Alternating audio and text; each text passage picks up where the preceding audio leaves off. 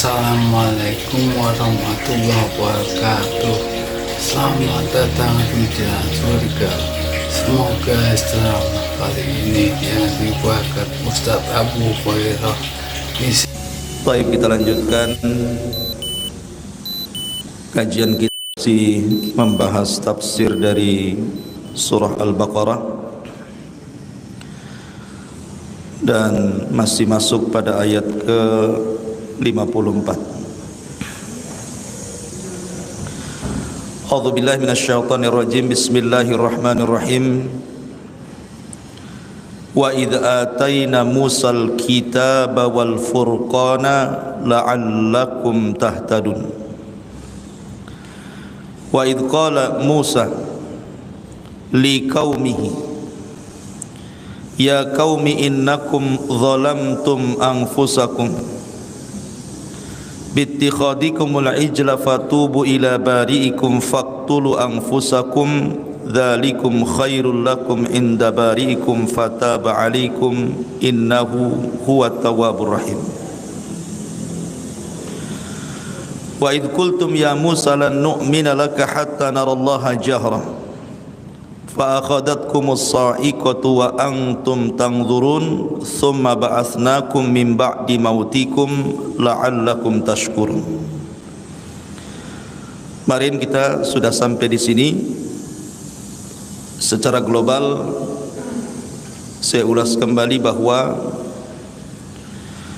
di antara nikmat Allah Subhanahu wa taala yang Allah anugerahkan kepada Bani Israel adalah diberikannya Taurat kepada mereka.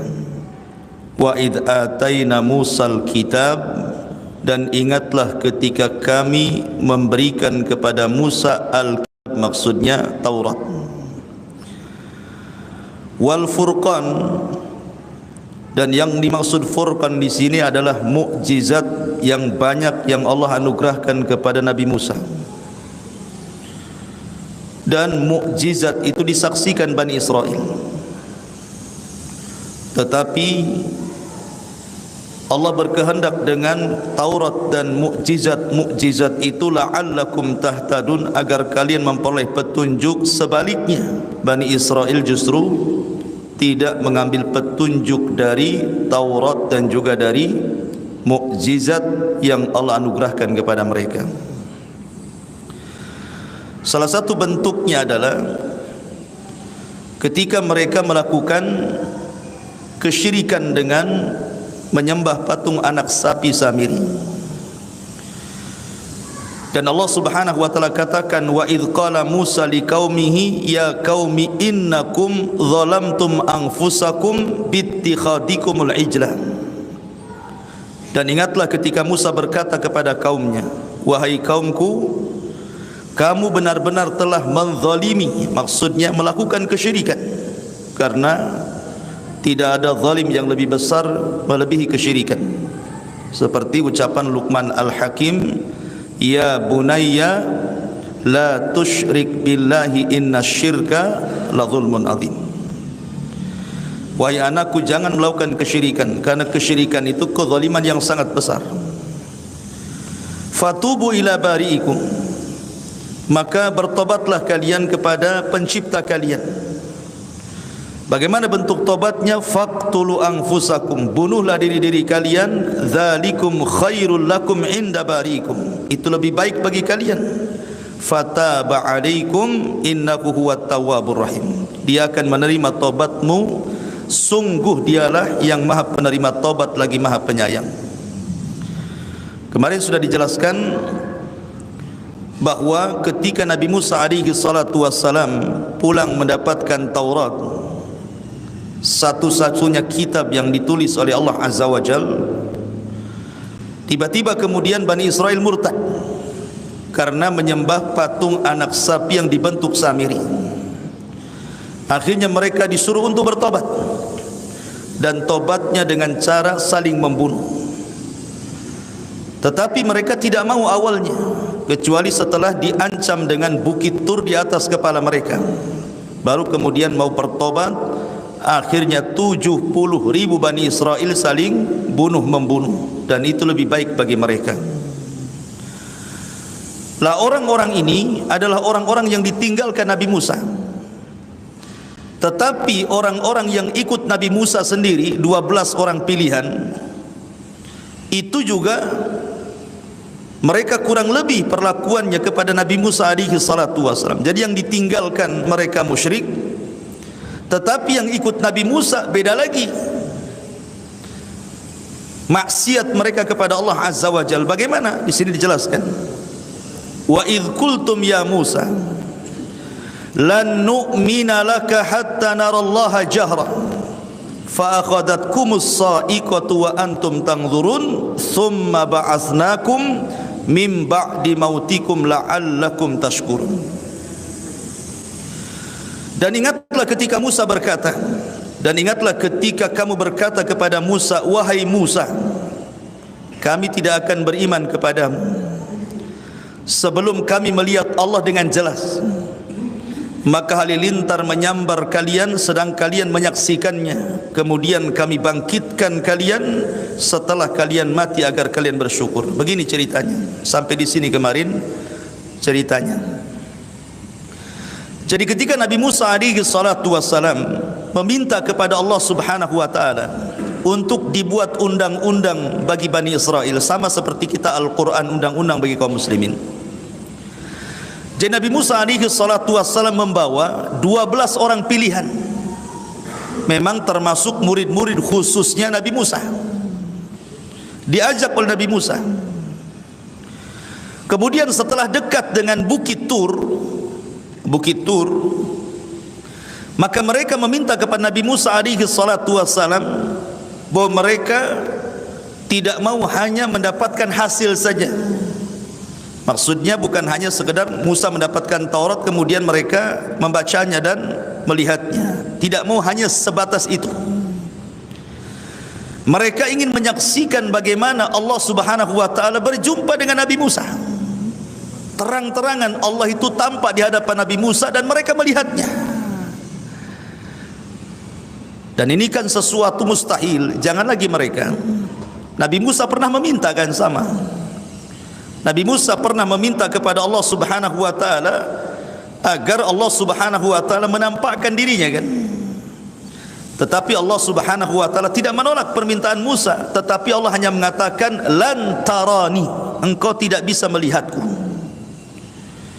Kemudian Allah Subhanahu wa taala mengatakan kepada Musa, walakin dur ilal jabal fa in istaqarra makanah fasawfa tarani.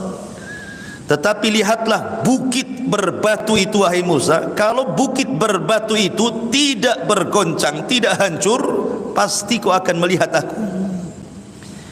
Maka Allah katakan falamma tajalla rabbuka lil jabali ja'alahu dakka wa sara Musa sa'iqa.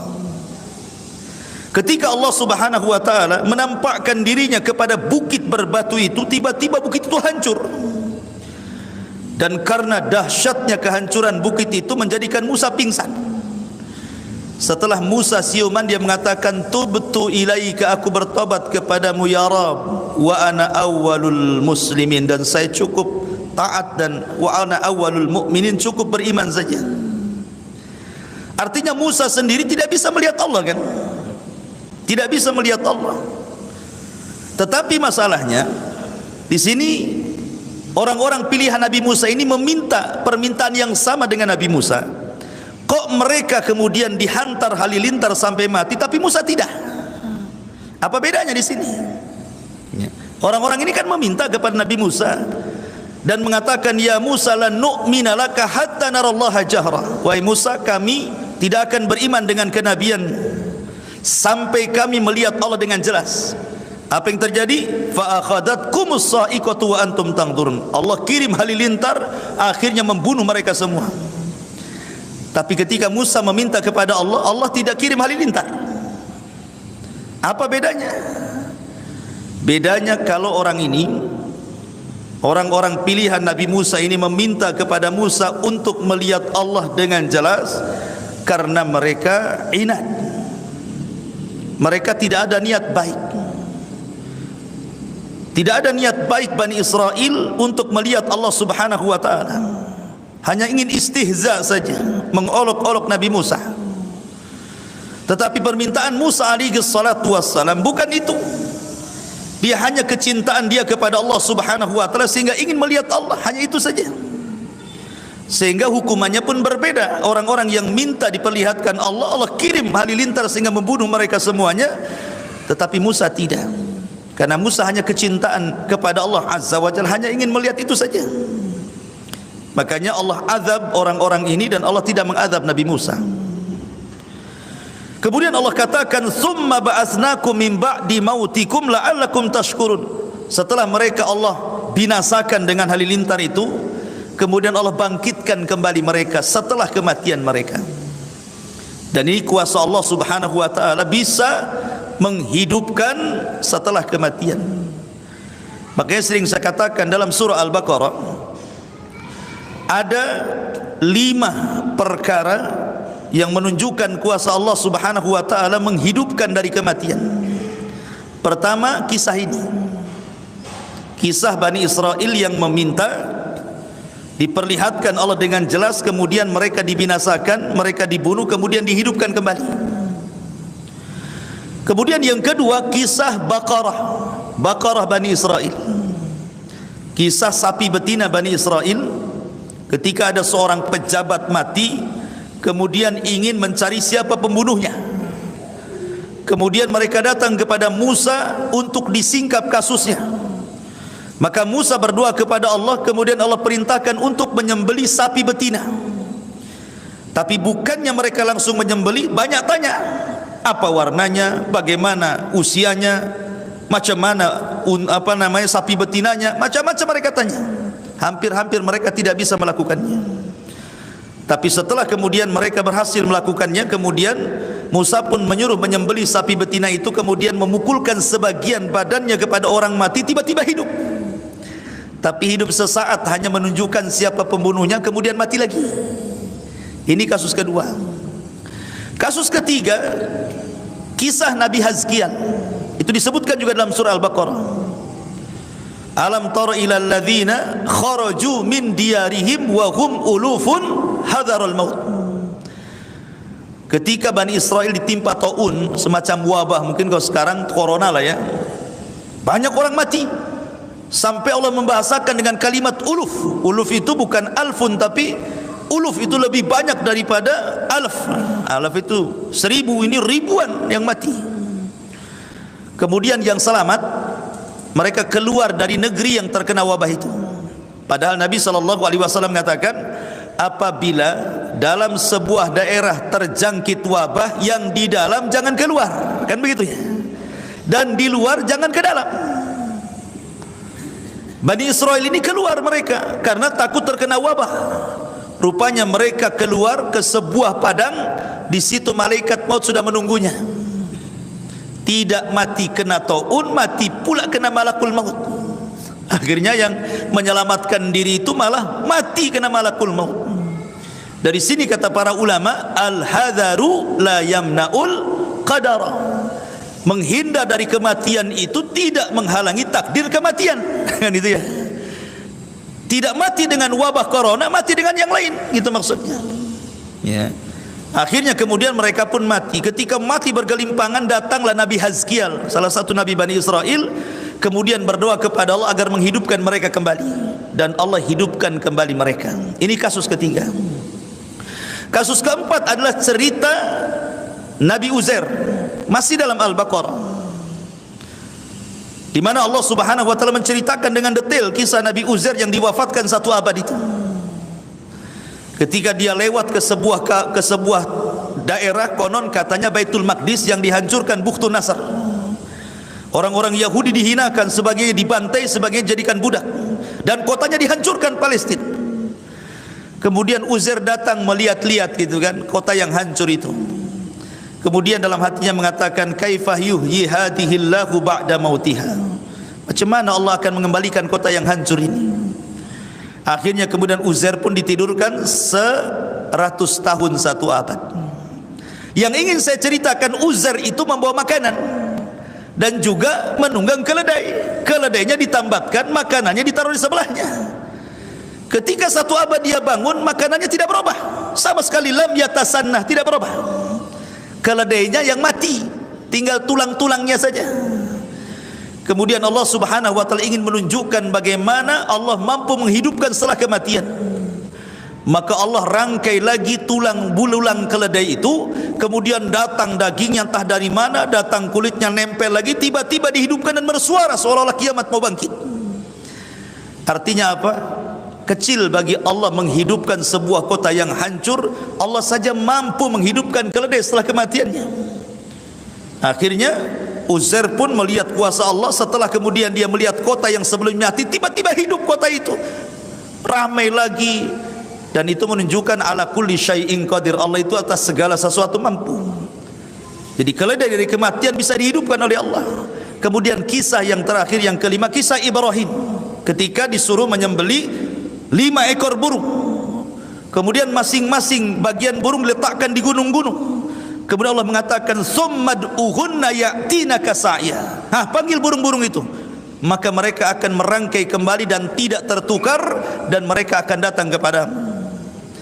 Dari 5 kisah kematian kemudian dihidupkan kembali ini juga ada faedah bahwa Allah Subhanahu wa taala mampu membangkitkan manusia pada hari kiamat. Di dunia saja Allah bisa membangkitkan orang mati, apalagi nanti ketika tiupan sangkakala kedua Israfil yang disebut dengan yaumul ba'tsi wan nusyur, hari kebangkitan. Allah lebih mudah menciptakan kedua kalinya dibandingkan menciptakan pertama kalinya. Taib, di sini Allah Subhanahu wa taala ceritakan summa ba'atsnakum mim ba'di mautikum la'allakum tashkurun. Kemudian kami bangkitkan kembali kalian agar kalian bersyukur. Bersyukurkah mereka? Rupanya tidak. Degilnya Bani Israel itu sudah jelas-jelas dimatikan, dihidupkan kembali ya. Bukannya malah bertobat, makin israr terus menerus di dalam kekufuran. Ma'asyiral muslimin yang dimuliakan Allah Azza wa Jalla. Kemudian Allah mengatakan kisah lain, wa dhallalna 'alaikumul ghamama wa anzalna 'alaikumul manna wassalwa kulu min thayyibati ma razaqnakum wa ma zalamuna walakin kanu anfusahum yadhlimun. Dan kami menaungi kamu dengan awan, dan kami menurunkan kepadamu manna dan salwa. Makanlah dari manna dan salwa itu rizki yang baik dari Allah yang telah kami berikan kepada kalian. Maka tidak mendolimi, mereka tidak mendolimi kami, tetapi justru merekalah yang mendolimi diri mereka sendiri. Ma'asyiral muslimin yang dimuliakan Allah Subhanahu wa taala, di sini ada kisah menarik.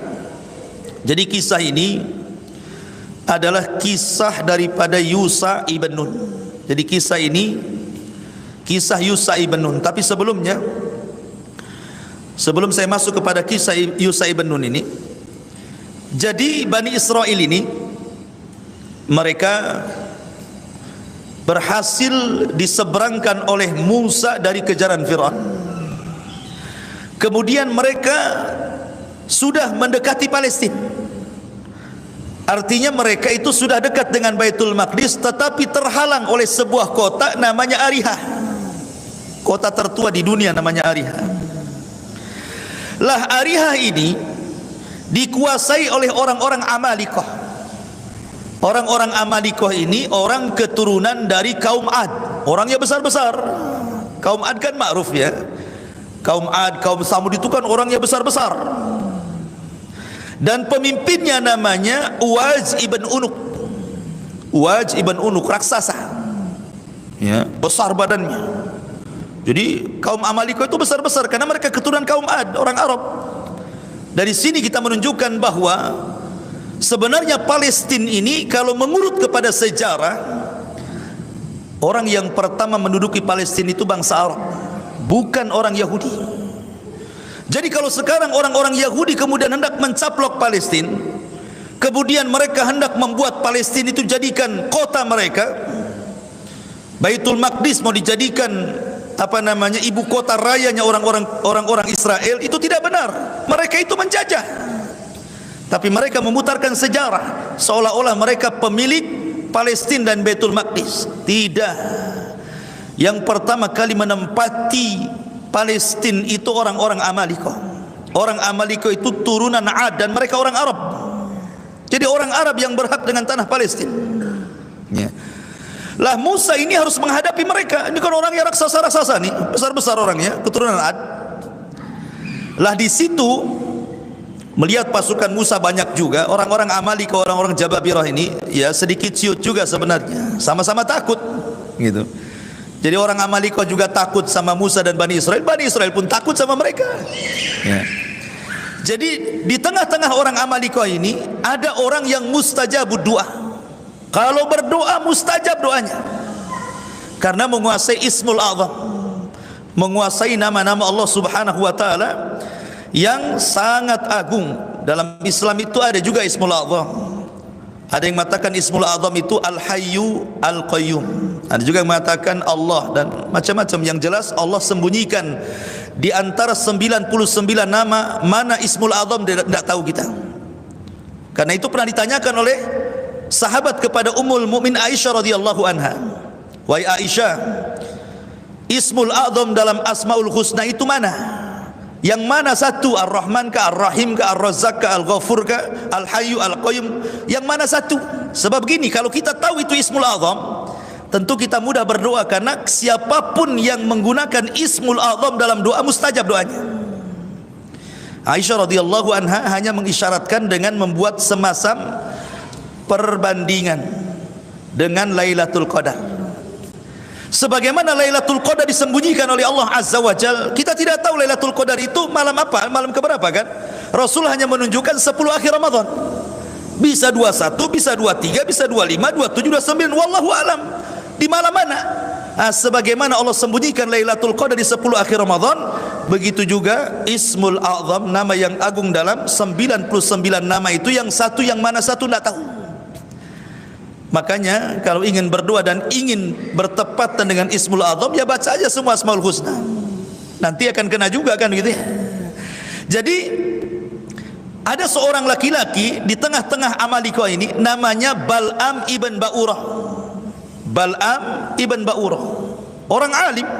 Konon katanya dia salah satu dari muridnya Nabi Musa yang disuruh berdakwah di Amalika ini. Wallahu alam. Yang jelas ini kisah Israeliat. Akhirnya kemudian orang-orang Amalika ini datang kepada Bal'am ibn Ba'urah dan mengatakan, ya Bal'am, Musa sudah sampai di Bukit Husban. Bukit Husban itu kan terbentang lebar gitu ya. Artinya sudah dekat dengan kita. Jangan-jangan Musa akan datang kemari menyerbu kita, mengeluarkan kita dari sini. Engkau kan seorang alim, penguasa Ismul A'zam, berdoalah kejelekan kepada Musa dan kaumnya. Akhirnya kemudian Bal'am ibn Ba'urah tidak mau dan mengatakan, celaka kalian, dia Nabi Allah, tidak mungkin saya berdoa keburukan kepada Nabi Allah. Tapi karena kemudian didesak, dikasih harta, dikasih jabatan, dikasih dunia, lama-lama ciut. Lihat bagaimana fitnah dunia. Terkadang orang yang istiqomah bisa berubah. Fitnah dunia ini ngeri gitu ya. Ustadz, kiai, tokoh agama ini kalau sudah masuk urusan politik dunia, sebentar saja itu hilang agamanya ya. Jadi Bal'am ibn Ba'urah akhirnya mau, kemudian mendoakan kejelekan kepada Musa, tapi doanya selalu kepeleset, tidak bisa. Yang didoakan Musa, bukan orang lain. Nabi Allah, ulul azmi, seorang Rasul kalimullah, macam mana didoakan keburukan?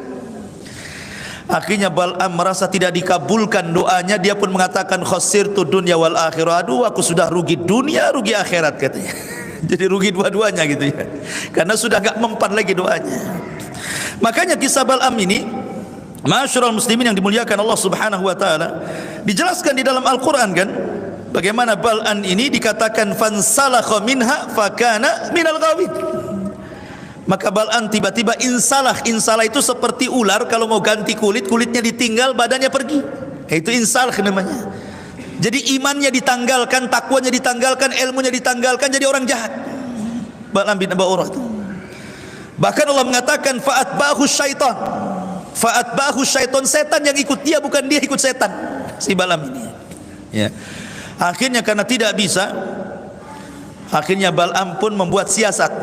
dengan cara meminta kepada gadis-gadis Amalikoh untuk pergi pura-pura berniaga ke pasukan Musa, ke tenda-tenda Musa, cari orang pilihan Musa, suruh berzina satu saja sudah cukup.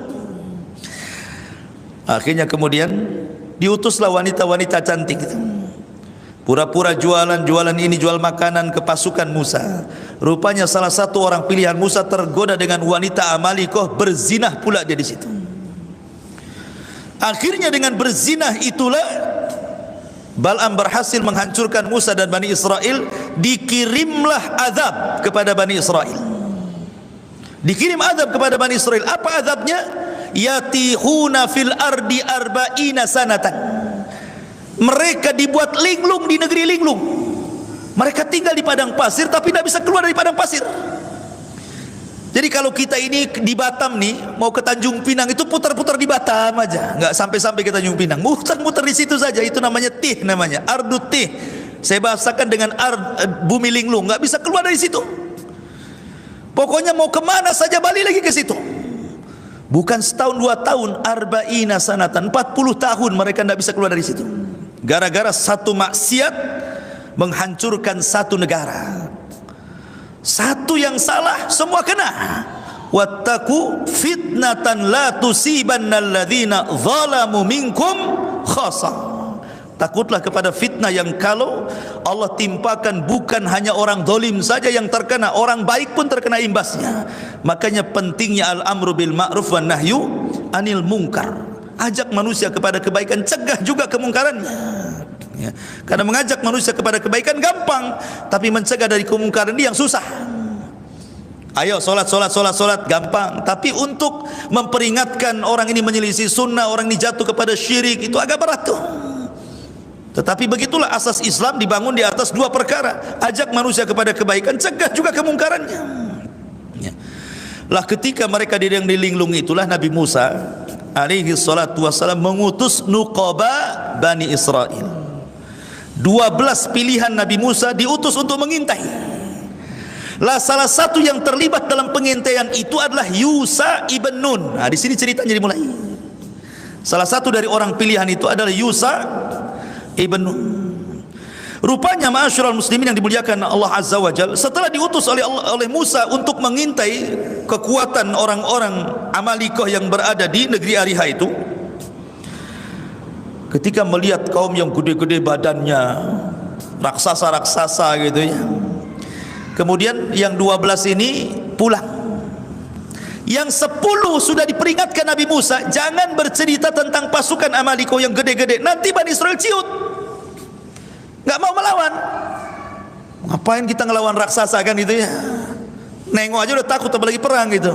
Musa mengatakan jangan cerita, jangan disebarkan, karena Allah Subhanahu wa taala sudah mewahyukan kepadaku kita akan menang perang. Sebenarnya Musa sudah meyakinkan kita menang perang, tapi jangan disebarkan, nanti akan mengalami ketakutan orang-orang ini. Akhirnya kemudian yang 10 orang kurang ajar pula, malah diberitahu kepada keluarganya, pamannya, ponaannya, akhirnya akan menyebar ya kan. Takutlah Bani Israel jadinya.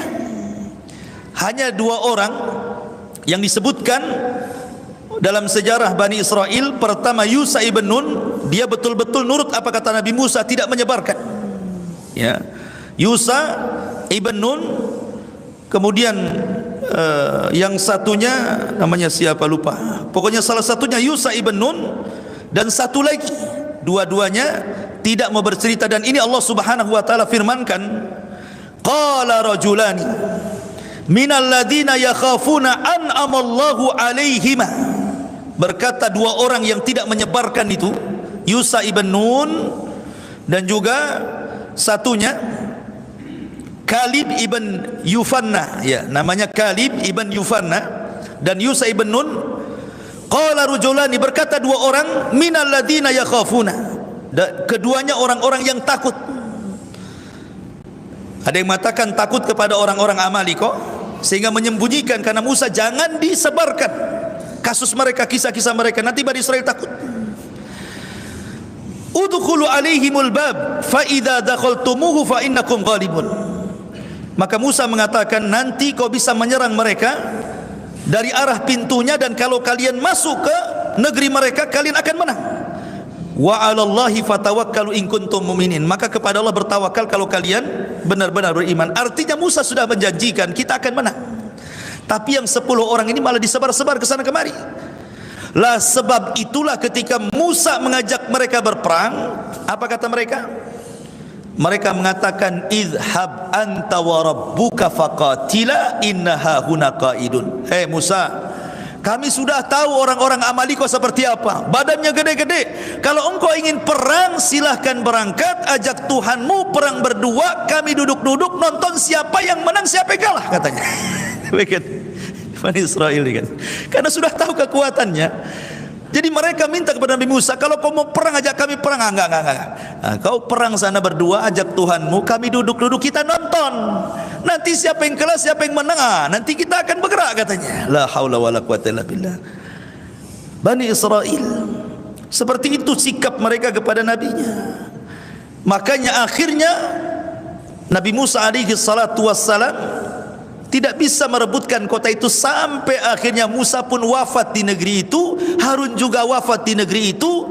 Dan sebelum wafat itulah Musa berpesan kepada Yusha ibn Nun, karena dia di antara 2 orang yang nurut kepada Nabi Musa. Dan Yusha ibn Nun adalah salah satu di Quran, memang tidak banyak diceritakan, hanya dalam 1 ayat Yusha ibn Nun itu. Ketika Allah Subhanahu wa taala mengatakan wa idz qala Musa li fatahu, ketika Musa berkata kepada pembantunya ketika hendak mencari Khidir. Ulama tafsir mengatakan li fatahu, pembantunya di sini maksudnya Yusha ibn Nun. Adapun nasabnya ada yang mengatakan Yusha ibn Nun ibn Ifraim ibn Yusuf ibn Yaqub ibn Ishaq ibn Khalil ibn Ibrahim, Khalilullah Ibrahim alaihi salatu wassalam. Jadi dia Yusha, putra Nun, putra Ifraim, putra Nabi Yusuf, putra Yaqub, putra Ishaq, putra Khalilullah Ibrahim. Ini satu riwayat. Ada yang mengatakan dia adalah anak saudari daripada Nabi Musa. Jadi dia yang diwasiati oleh Musa sepeninggalnya serbu orang-orang Amaliko itu, bunuh raja-rajanya. Makanya kemudian yang berhasil membukakan Palestina itu, Baitul Maqdis, adalah Yusha ibn Nun, bukan Nabi Musa, karena Musa sudah meninggal di Arduti. Lah ayat yang kita ceritakan ini, wa dhallalna 'alaikumul ghamama wa anzalna 'alaikumul manna wassalwa, ini cerita ketika mereka berada di negeri linglung, ketika mereka diazab tidak bisa keluar dari negeri linglung itu. Bayangkan padang pasir, ikhwan. Padang pasir itu tidak ada satu tumbuhan hidup, burung pun tidak ada lewat di situ, kemudian air pun tidak ada, apa yang dimakan, apa yang diminum. Mereka juga tidak bisa bernaung di sebuah pohon, mereka kepanasan. Akhirnya kemudian mereka mengatakan kepada Musa alaihi salatu wassalam, aina ta'am ya Musa, di mana makanan wahai Musa, kita tidak ada makanan, ya. Maka kemudian Allah Subhanahu wa taala memberikan kepada mereka makanan yang namanya manna dan salwa. Apa itu manna? Manna itu ditumbuhkan satu pohon, ya. Kemudian ada buahnya, dan buah itu mengeluarkan air dan rasanya sama dengan madu. Adapun salwa itu burung.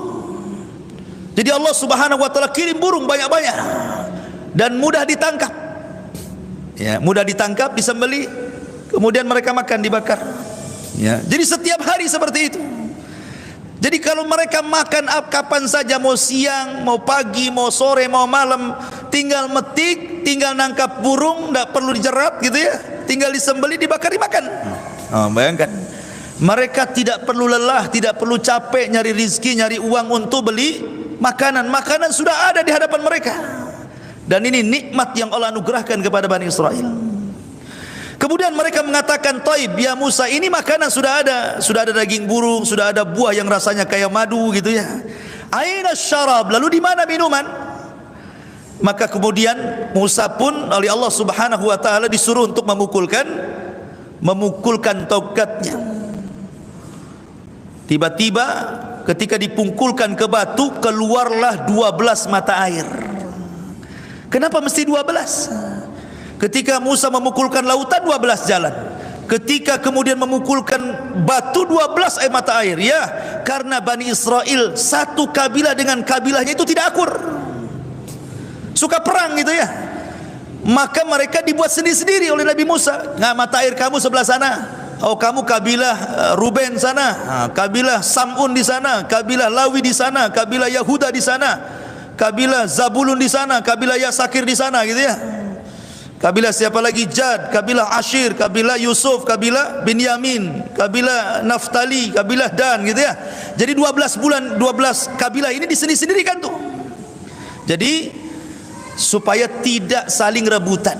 Coba nikmat mana lagi? Fabi ayyi ala'i rabbikuma tukadziban. Nikmat mana lagi yang kalian dustakan? Makanan tinggal ngambil, minuman tinggal minum gitu ya. Itu nikmat Allah. Makanya Allah Subhanahu wa taala kemudian menjelaskan bagaimana itu nikmat besar. Kemudian mereka mengatakan, ya Musa, ainal ghamam? Kita ini enggak ada rumah, enggak ada tenda. Ini matahari terik panas ini katanya. Gimana caranya supaya kita tidak panas? Permintaan Bani Israel ini aneh-aneh. Maka Musa meminta kepada Allah untuk dinaungi. Fadhallalna alaikumul ghamam. Datang awan. Akhirnya mereka sudah tidak panas lagi. Dengan adanya awan, matahari di balik awan, dah enggak panas sudah. Walaupun tidak ada rumah, tidak panas.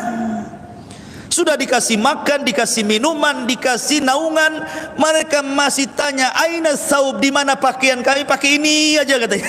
Subhanallah, Bani Israel minta semua sama Nabi Musa, diberi. Akhirnya turun pakaian itu tidak pernah usang, tidak pernah robek.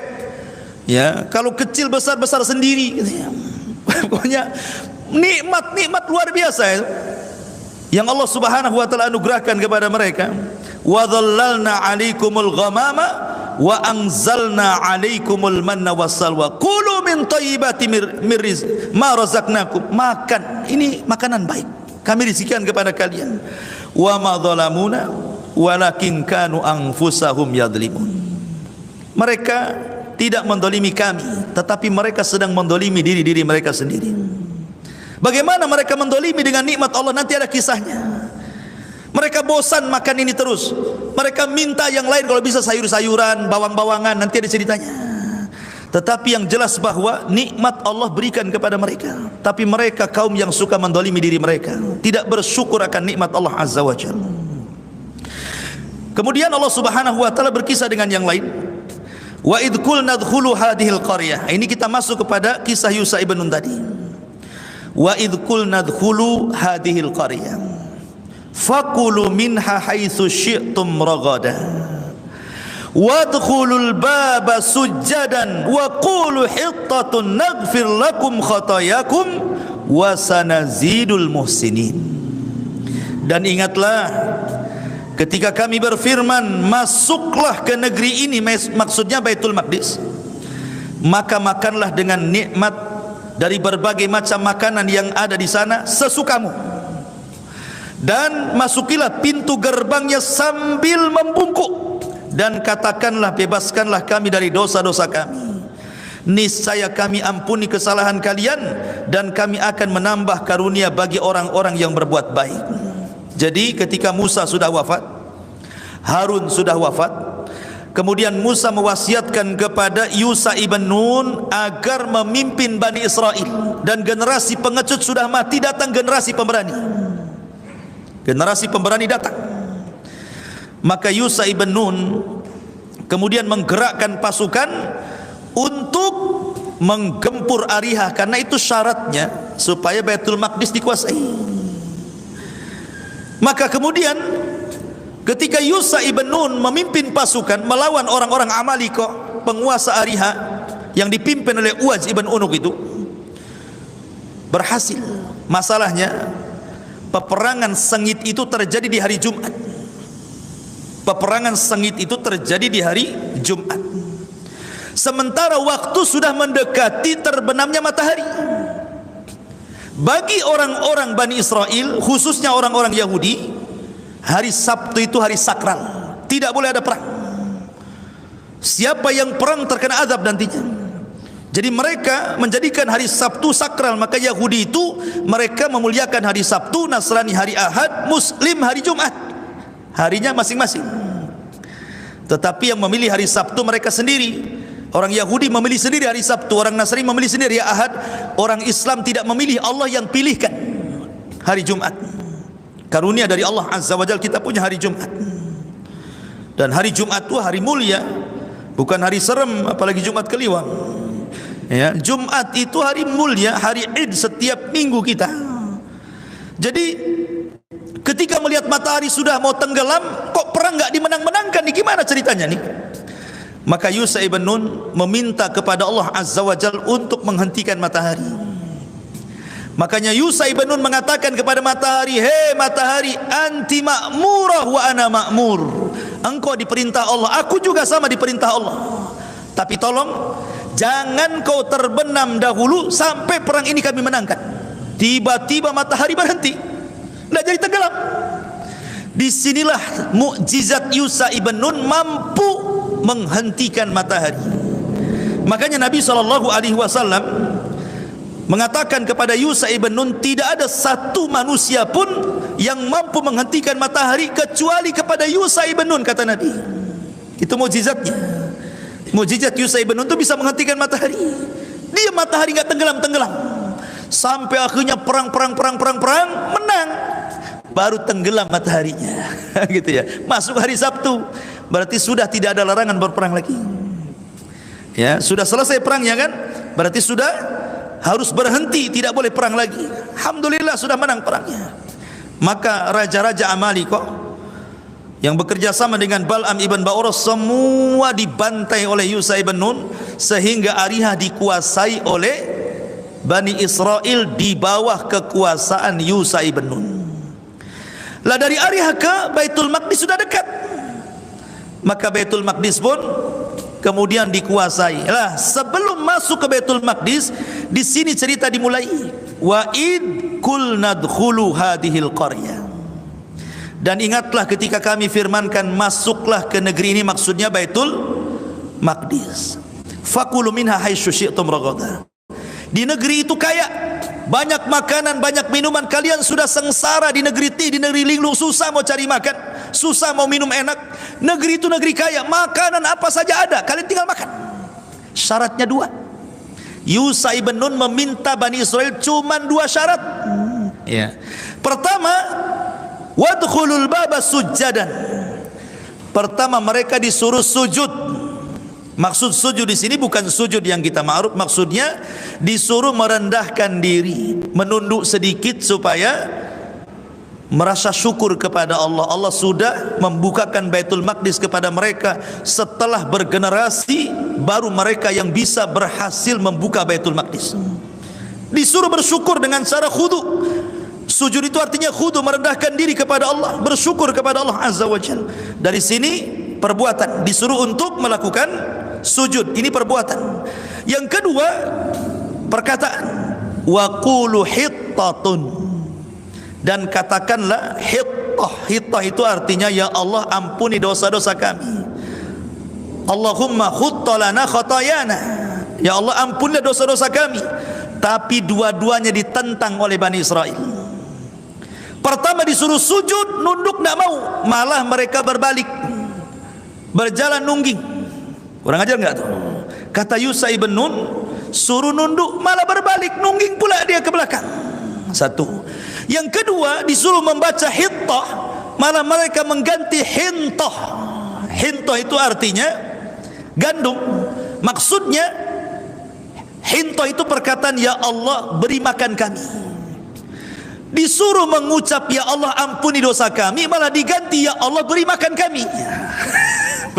Bani Israel kan, disuruh maju nunduk malah nungging, disuruh ngomong ya Allah ampuni dosa, ya Allah mana makanan katanya. Itulah Bani Israel. Makanya Allah mengatakan naghfir lakum khotoyakum wa sanazil. Kalau kalian melakukan dua syarat ini, kami akan ampun dosa kalian, kami tambah kebaikan kalian. Tapi Bani Israel ini memang kurang ajar ya. Sudah Baitul Maqdis, capek-capek mereka mengalahkan Ariha dengan Amalikohnya, kemudian membebaskan Baitul Maqdis dengan mudah. ini kan bersyukur karena mereka sudah sulit hidupnya di negeri linglung, itu sudah sulit. Sekarang mereka dihadapkan dengan kekayaan yang luar biasa. Tiba-tiba apa? Tiba-tiba mereka pun mendolimi diri mereka. Allah katakan, fabaddala alladhina zalamu qawlan ghayra alladhi qila lahum faanzalna ala alladhina zalamu rijzan minas sama'i bima kanu yafsukun. Lalu orang-orang yang zalim menggantikan perintah dengan perintah lain. Disuruh hittah dibaca hintah. Disuruh ya Allah ampuni dosaku, malah ya Allah mana makanan. Makanya fa'anzalna 'alal ladzina zalamu, Allah turunkan kepada orang-orang yang berbuat zalim rijzan, maksudnya azab. Minas sama, Allah turunkan dari langit azab. Apa azabnya? Seketika Allah kirim penyakit taun. Allah sebar wabah taun, 70.000 mati.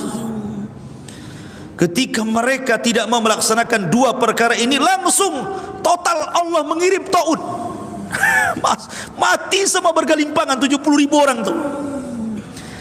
Makanya Allah mengatakan bima kanu yafsukun, karena mereka berbuat fasik, tidak menjalankan perintah nabinya, justru bermaksiat kepada nabinya. Makanya ciri khas Bani Israel yang sekarang ada pada orang-orang Yahudi, fariqan kadzabtum wa fariqan taqtulun. Sebagian kalian mendustakan para nabi, sebagian kalian membunuh para nabi. Karena ribuan Bani Israel banyak membunuh ribuan para nabi, mendustakan syariatnya seperti kasus ini. Ya, ma'asyiral muslimin yang dimuliakan Allah Subhanahu wa taala. Kemudian pada ayat 60-nya balik lagi cerita kepada negeri linglung. Wa idistasqa Musa liqaumihi faqul nadrib bi asaqal hajar fanfajarat min husnata asyrata ainan qad alima kullu unasim masyrabahum kulu washrabu min rizqillahi wa la ta'thaw fil ardi mufsidin. Dan ingatlah ketika Musa memohon air untuk kaumnya, lalu kami berfirman, pukullah batu itu dengan tongkatmu, maka memancarlah daripadanya 12 mata air. Setiap suku telah mengetahui tempat minumnya masing-masing. Makanlah dan minumlah dari rizki yang diberikan Allah, dan janganlah kamu melakukan kejahatan di bumi dengan berbuat kerusakan.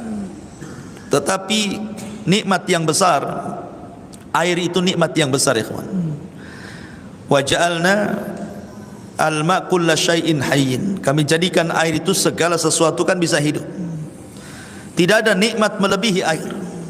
Jadi Allah Subhanahu wa taala ketika menciptakan, kalau sedikit saya cerita tauhid ya, ada namanya tauhid rububiyah. Salah satu makna rububiyah adalah Allah al-Khaliq, Allah itu pencipta. Dan ketika Allah menciptakan makhluk itu ada dua. Pertama, Allah menciptakan yang disebut dengan usulul khalqi namanya, usulul khalqi. Kemudian ada furu'ul khalqi. Apa sih usulul khalqi dengan furu'ul khalqi itu? Usulul khalqi itu maksudnya Allah menciptakan asal makhluk dulu. Asal makhluk apa? Pertama Allah ciptakan arasy. Yang kedua Allah ciptakan air, di bawah arasy ada air. Kemudian yang ketiga Allah Subhanahu wa taala ciptakan setelah ini kolam, lauhil mahfud. Kemudian setelah itu Allah ciptakan apa namanya, an-nar, api. Kemudian setelah itu Allah ciptakan nur, cahaya. Ini namanya usulul khalqi namanya. Usulul khalqi. Inilah, dari sinilah tercipta segalanya. Ya. Ada yang Allah ciptakan kun fayakun, jadi maka jadilah. Aras kun fayakun, jadi maka jadilah. Air kun fayakun, jadi maka jadilah. Kemudian kolam, kemudian lauhil mahfuz juga sama. Kemudian api, kemudian cahaya kun fayakun. Ada juga yang Allah ciptakan makhluk dari makhluk yang Allah ciptakan. Itu namanya furul khalqi namanya. Ya. Allah menciptakan makhluk dari makhluk ini Allah ciptakan lagi. Seperti malaikat tercipta dari apa? Dari cahaya. Dan cahaya usulul khalqi. Kemudian jin diciptakan dari api. Kemudian manusia diciptakan dari air. Air, api, kemudian cahaya sebelumnya sudah Allah ciptakan. Ini namanya usulul khalqi ya. Namanya Allah menciptakan usulul khalqi dengan kun fayakun. Baru dari penciptaan ini Allah ciptakan lagi. Ya. Seperti bumi. Bumi ini Allah ciptakan dari air yang mengeras. ya, dengan tanah, kemudian jadilah bumi. Kemudian juga sorga dan neraka, sorga dari cahaya, kemudian neraka juga dari api gitu ya. Artinya bahwa yang menentukan banyak ciptaan adalah air, karena bumi tercipta dari air, jin juga anak turunannya tercipta, binatang-binatang, tumbuh-tumbuhan tercipta dari air, termasuk juga manusia tercipta dari air. Makanya air itu segala sesuatu bisa hidup gitu ya, karena airnya segala sesuatu bisa hidup. Jadi nikmat Allah Subhanahu wa taala luar biasa dengan air ini. Lah Bani Israel di saat mereka haus diberikan air kan luar biasa. Orang tidak minum bisa mati sebentar saja, tapi orang tidak makan masih lama matinya. Ya, makanya Allah ini berikan nikmat yang luar biasa. Wa idistasqa Musa liqaumihi faqul nadrib bi asaqal hajar. Maka ketika Musa istisqa, minta hujan kepada Allah. Dari sini disyariatkan bagi umat Islam kalau sedang paceklik tidak ada hujan maka disuruh salat istisqa. Ada pula ilmuwan dari mana, Turki itu dari mana, tidak perlu salat istisqa katanya, itu enggak ngaruh kepada hujan. Payah orang ini. Gitu ya. Tidak yakin dengan Allah Azza wa Jalla. Jadi ini syariat istisqa. Sejak zaman para nabi dulu ada istisqa, termasuk di zaman Rasulullah SAW ada istisqa, dan jadi syariat namanya salat istisqa. Dulu Nabi Sulaiman juga istisqa, kemudian Nabi Musa juga istisqa, kemudian di zaman Umar bin Khattab juga istisqa, datang kepada Abbas untuk mengimami salat kemudian berdoa turun hujan, ya kan? Maka Bani Israel meminta air kepada Nabi Musa, maka Musa memperlihatkan mukjizatnya. Bayangkan mata mereka melihat bagaimana Musa memukulkan batu tiba-tiba keluar air, dan itu nikmat dari Allah, mereka diberikan nabi yang luar biasa. Kemudian Allah Subhanahu wa taala ingatkan, kulu washrabu min rizqillah, makan minum dari rezeki Allah, wala ta'tsaw fil ardi mufsidin, jangan kalian melakukan kerusakan. Tapi apakah Bani Israel bersyukur? Rupanya tidak. Perhatikan nih, ini ayat terakhir baru kita tanya jawab. Mereka sudah diberikan makanan manna dan salwa, mereka sudah diberikan minuman, mereka sudah diberikan naungan, mereka sudah diberikan apa? Diberikan pakaian. Tiba-tiba mereka mengatakan kepada Musa, wa idh qultum ya Musa lan nasbira ala ta'amin wahid fad'u lana rabbaka yukhrij lana mimma tumbitul ardu min baqliha wa kisaiha wa fumiha wa adasiha wa basaliha qala atastabdiluna alladhi huwa adna billadhi huwa khairun ihbitu misra fa inna lakum ma sa'altum wa dhuribat alaihimudz zillatu wal maskanatu wa ba'u bi ghadabin minallah dzalika bi annahum kanu yakfuruna bi ayatillahi wa yaqtuluna an-nabiyina bighairi haqq dzalika bima asaw wa kanu ya'tadun. Dan ingatlah ketika kamu berkata, wahai Musa, kami sudah bosan dengan makanan manna dan salwa ini, ya, kami tidak tahan hanya makan ini saja, minum ini saja gitu ya. Maka mohonlah kepada Tuhanmu agar kami, di sini lihat su'ul adabnya, mereka menganggap bahwa Allah itu Tuhannya Musa saja. Harusnya kan mereka mengatakan fad'u lana rabbana, ini rabbaka kan, itu su'ul adab itu namanya. Berdoalah kepada Tuhanmu, seolah Tuhannya itu Tuhan Musa saja, bukan Tuhan mereka gitu ya. Berdoalah Musa kepada Tuhanmu katanya, agar kami diberikan makanan lain, jangan ini saja kan. Itu apa makanannya? Diberi makanan yang ditumbuhkan dari bumi seperti sayur mayur, mentimun, bawang putih, kacang adas, bawang merah gitu. Bayangkan coba, ini makanan manna dan salwa ini datang dari Allah, itu makanan lezat. Lezat Allah yang kasih dari langit, tidak perlu nanam, tidak perlu nyari uang, tidak perlu beli, tidak perlu ada. Tiba-tiba mau yang lain, maunya itu yang sayur-sayuran, mentimunan yang ada bawang putihnya, kacang adasnya, bawang merahnya, ya kayak lalapan jadinya. Mau minta yang lalapan pecel lele gitu mungkin. Maunya itu yang kayak gini-gini. Lah kata Musa, kalau kalian pengen itu, bitu Misra, itu banyak tumbuh di tempat di mana-mana. Kau tinggal ke kota sebelah itu banyak itu. Tapi manna dan salwa kalian tidak akan dapat satu dunia. Itu makanan dari Allah, makan lezat. Ya. Akhirnya karena permintaan mereka mendesak kepada Nabi Musa, Allah cabut nikmat. Allah hilangkan manna, Allah hilangkan salwa, Allah hilangkan makanan-makanan lezat, Allah angkat lagi ke langit. Kemudian mereka pun menjadi miskin lagi, makan lalapan. Nggak ada lagi daging-dagingan mereka makan, nggak ada lagi madu-maduan. Akhirnya mereka makan kacang-kacangan.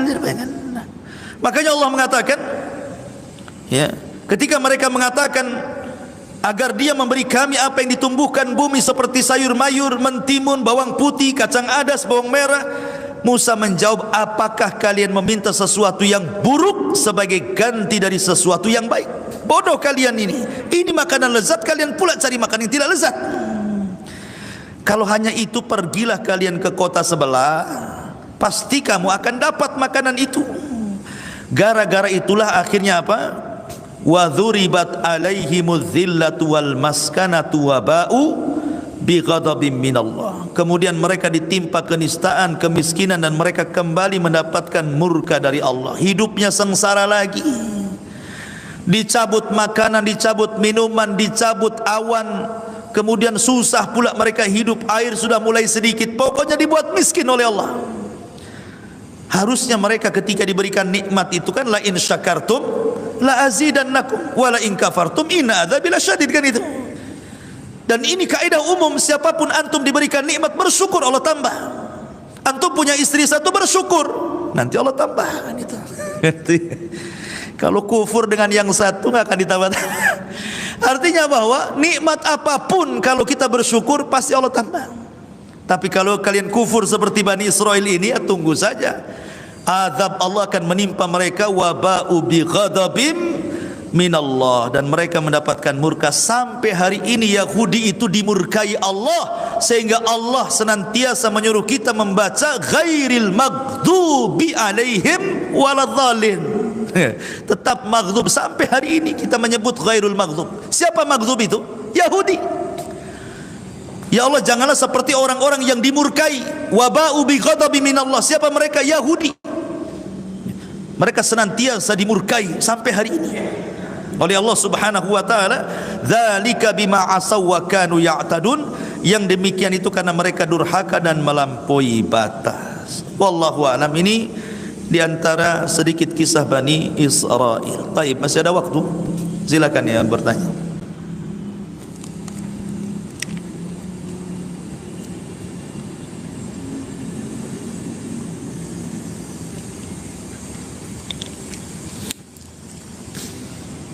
Enggak ada? Alhamdulillah. Ya. Waalaikumsalam.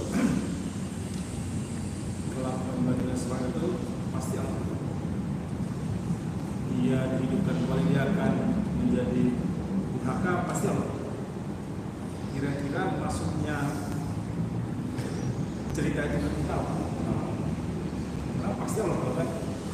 Yang kedua, karena banyak dari dulu lah seks benar.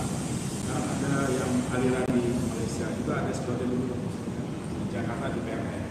Mereka tuh sudah hilang hijab sehingga mereka apa mereka tidak aktif. Ya, ahsan. Ya, alhamdulillah, Allah Maha tahu. Salah satu keimanan kita dengan qada wal qadar, termasuk arkan al qada wal qadar namanya, rukun kita beriman kepada takdir. Pertama, Allah itu alim, mengetahui. Kemudian sebagian pengetahuannya Allah catat, itu yang kedua, di Lauhil Mahfuz. Kemudian yang dicatat, yang ketiga, Allah ciptakan apa yang dicatatnya. Kemudian yang keempat, ketika Allah menciptakan tidak lepas dari kehendaknya. Itu namanya arkan qada wal qadar. Allah mengetahui, setelah Allah mengetahui, Allah catat sebagian ilmunya, tidak semuanya di Lauhil Mahfuz. Kemudian Allah ciptakan apa yang dicatatnya. Ketika menciptakan itu atas kehendak Allah. Allah Maha tahu yang telah, yang sedang, dan yang akan datang. Dan Allah Maha tahu kepada sesuatu yang mustahil terjadi. Kalau terjadi Allah tahu. Itu yang keempat. Yang pertama, Allah Maha tahu kepada yang telah terjadi. Satu. kepada yang sedang terjadi 2, kepada yang akan terjadi 3, kepada yang mustahil terjadi. Kalau terjadi Allah tahu. Contohnya Allah mengatakan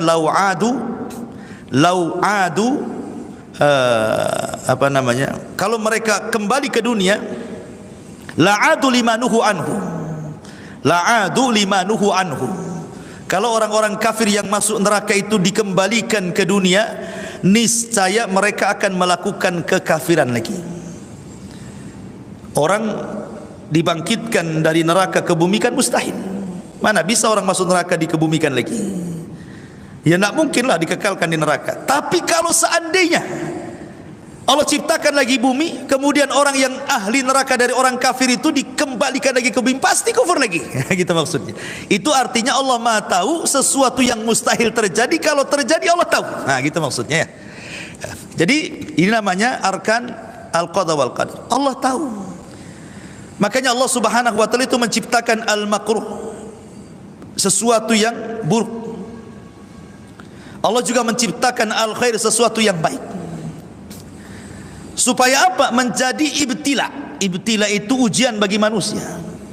Tidak ada sesuatu yang Allah ciptakan baik yang baik atau yang buruk kecuali ada hikmah di baliknya. Kenapa Allah ciptakan iblis? Kenapa Allah ciptakan Abu Jahal? Kenapa Allah ciptakan Fir'aun? Ada hikmah di situ, ada ibtila namanya ya. Kita untuk ujian. Ada seseorang yang melihat kura-kura. Dia bertanya, ya buat apa Allah ciptakan kura-kura kayak gini? Ya. Akhirnya kemudian setelah ngomong begitu, digigit dia sama kura-kura. Kemudian tetanus, hampir diamputasi. Datang ke dokter. Kemudian kata dokter, ini harus dipotong ini racunnya sudah nyebar kemana-mana. Tapi kalau ingin kau selamat, nggak diamputasi, ada obatnya. Obatnya apa dok? Ayo kita cari binatang, kau makan dagingnya, mudah-mudahan itu bisa menghilangkan virusnya. Dicarilah, rupanya ketemu dengan kura-kura yang menggigitnya. Ini obatnya katanya. Ini obatmu di sini katanya. Tangkap dia, sembelih dia, makan. Itu nanti ada macam-macam bakteri yang bisa matikan itu. Baru dia ngomong, untuk apa lo ciptakan ini? Tahu-tahu dia pula obatnya dari situ. Dia baru tahu kan? Rupanya itu jawabannya. Di situ jawabannya. Terkadang kita kepatuk ular, rupanya dari bisa ular pula kita ini. Contoh corona. Itu juga vaksin itu dari virus juga, dari corona juga kan, untuk mengobati coronanya itu. Artinya nggak jauh-jauh obatnya juga di situ. Jangan bilang ini kenapa Allah ciptakan ini, jangan bilang gitu. Karena ada hikmah di balik itu. Salah satu hikmahnya adalah ibtilah, untuk menguji manusia. Ya, kenapa ada setan? Kenapa ada Abu Jahal? Kalau tidak ada setan, tidak ada Abu Jahal, tidak ada Fir'aun, tidak ada surga, tidak ada neraka masalahnya. Makanya hanya untuk ibtila, ujian. Allah sudah tahu Bani Israel akan seperti itu, tapi kenapa Allah biarkan? Salah satunya untuk ibrah, karena Allah itu maha tahu. Tetapi ketika Bani Israel kemudian mereka itu akan kembali berbuat jahat, dimatikan kemudian balik lagi, itu bukan kehendak Allah, itu kehendak dirinya. Karena dia diberikan begini loh. Contoh ya, ini Abu Jahal dicatat kafir, mati kafir oleh Allah Azza wa Jalla, Lauhil Mahfuz. Allah catat. Kemudian Abu Jahal betul-betul kufur. Apakah Abu Jahal kufur karena ikut catatan? Bukan. Bukan dia kufur karena ikut catatan. Kalau dia kufur karena ikut catatan, Allah zalim. Allah mencatat Abu Jahal kufur, kemudian dia kufur, Allah masukkan neraka. Zalim Allah di situ. Ya kan? Bukan. Abu Jahal kufur bukan karena catatan. Abu Jahal kufur karena kehendak dia. Kemudian Allah catat. Itu maksudnya. Ya. Maka harus dipahami. Sebab kalau seandainya orang mengatakan bahwa dia kufur karena Allah sudah mencatat, seperti orang namanya LGBT, kapan lu tobat? Ya kan? Ini sudah takdir saya. Takdir saya enak sekali. Nah, itu ngikut catatan namanya. Enggak. Kalau begitu Allah zalim jadinya kan? Dicatat suruh kafir, kemudian kafir masuk neraka. Enggak. Ingat bahwa salah satu rukun takdir saya ceritakan adalah adanya masyiah, kehendak. Manusia punya kehendak, Allah punya kehendak. Walaupun kehendak manusia tetap di bawah kehendak Allah, tapi manusia diberikan ikhtiar. Diberikan mata, diberikan telinga, diberikan otak, diberikan tangan, diberikan kaki. Kemudian Allah mengatakan wahadainahun najdain, kami berikan kau dua pilihan, ini masuk surga, ini masuk neraka. Kita bisa memilihnya kok. Kalau seandainya semua orang ikut catatan, kenapa nggak masuk surga semua, nggak masuk neraka semua? Ya, jadi kita ini punya pilihan. Sebagaimana di hadapan kita ada air, ada api. Coba kau pegang, pasti semua megang api. Nggak mungkin megang air. Karena apa? Kehendak kita nggak mau ini panas kan gitu ya. Itu kalau nampak nerakanya. Nah, karena neraka nggak nampak, surga nggak nampak, ya milih neraka orang nggak ada kan itu. Intinya bahwa Allah sudah tahu Bani Israel seperti itu. Tapi ketika mereka sesat, bukan karena Allah yang hendak sesat, menyesatkan mereka, tidak. Jangan seperti perkataan iblis, fabima agwaitani, karena engkau sudah menyesatkan aku. Siapa yang menyesatkan iblis? Dia sendiri yang mau sesat kok, malah menyalahkan Allah. Dia sendiri yang milih sesat. Nah, itu nanti kalau orang seperti itu kayak iblis itu tadi. Ya, makanya Bani Israel tersesat seperti itu ya karena kehendak mereka sendiri. Mereka sudah diturunkan Taurat, mata mereka melihat mukjizat, kok masih seperti itu. Kemudian yang kedua, ibrah bagi umat-umat sebelumnya, setelahnya, bahwa maksiat yang dilakukan umat setelahnya serta azab yang akan ditimpakan pun itu warisan dari umat terdahulu. Adapun tadi, kenapa sekarang orang-orang banyak yang meminta melihat Allah? Bahkan dulu di Batam ada orang bayar 500.000 bisa melihat Allah dengan lihat jolang ada airnya, masukkan ke ruangan, nanti di situ zikir apa-apa, nanti nampak Allah di situ katanya. Ingat dulu kasusnya di Batam? Kan di Batam itu kasusnya itu. Tahun berapa saya lupa tuh. 500.000 bisa melihat Allah. Oh, mantap tuh. Tangkap polisi. Jadi, tapi kenapa nggak disambar? Disinilah pertanyaannya. Kenapa tidak seperti Bani Israel? Fa akhadhathumus sa'iqatu wa antum tanzurun. Kenapa mereka tidak disambar halilintar, dimatikan saja? Karena Allah Subhanahu wa taala ketika mengutus Nabi sallallahu alaihi wasallam, di antara rahmat, wa ma arsalnaka illa rahmatan lil alamin, di antara rahmat diutusnya Nabi bagi orang-orang kafir, tidak diazab sebagaimana azab umat terdahulu. Itulah permintaannya. Jadi umat sekarang walaupun menentang Allah, menentang Nabinya, tidak akan diazab seperti umat yang dulu pernah diazab. Ya. Makanya kenapa diutusnya Nabi itu rahmat bagi semesta alam, bukan bagi umat Islam saja. Orang kafir pun merasakan rahmat itu, tapi mereka tidak sadar, bahkan mendustakan Nabi Allah Muhammad sallallahu alaihi wasallam. Itu masalahnya. Itu jawabannya, mungkin kurang lebih seperti itulah. Baik, cukup. Subhanakallahumma bihamdika asyhadu an la ilaha illa anta astaghfiruka wa atubu ilaik. Allahu ta'ala alam. Assalamualaikum warahmatullahi wabarakatuh.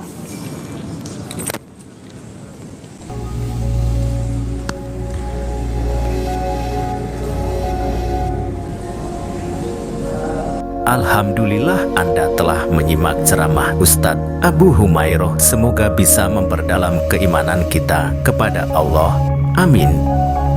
Wassalamualaikum warahmatullahi wabarakatuh.